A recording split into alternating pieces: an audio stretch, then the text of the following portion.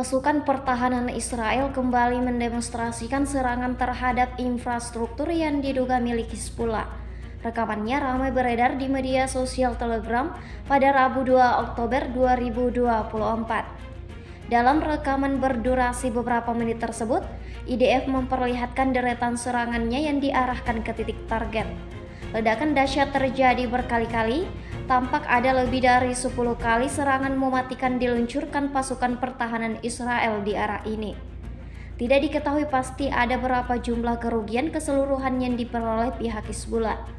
Video ini viral dan menuai beragam komentar dari warganet.